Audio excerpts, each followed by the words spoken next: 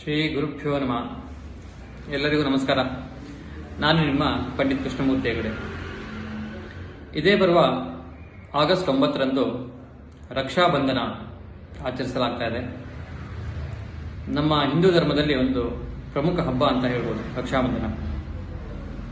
ರಕ್ಷಾಬಂಧನದ ದಿನದಂದು ಸಹೋದರರಿಗೆ ರಾಖಿಯನ್ನು ಕಟ್ಟುವಂಥದ್ದು, ಅವರ ದೀರ್ಘಾಯುಷ್ಯ ಅಭಿವೃದ್ಧಿಗೋಸ್ಕರ ರಾಖಿಯನ್ನು ಕಟ್ಟುವಂಥ ಒಂದು ಪ್ರತೀತಿ.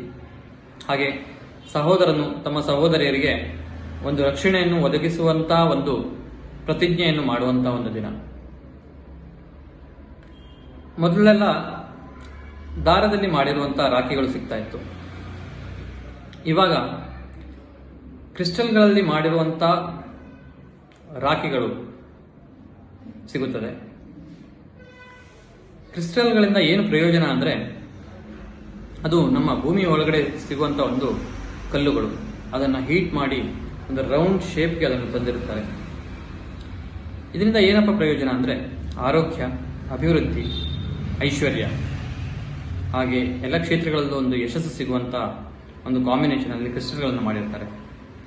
ಈ ಥರ ರಾಖಿಗಳು ನಮ್ಮ ಹತ್ರ ಸಿಗುತ್ತದೆ. ತಮ್ಗೆ ಯಾರಿಗಾರು ಬೇಕು ಅಂದರೆ ಮೊದಲೇ ನಮ್ಮನ್ನು ಸಂಪರ್ಕಿಸಬೇಕಾಗಿ ವಿನಂತಿ. ನಮಸ್ತೆ.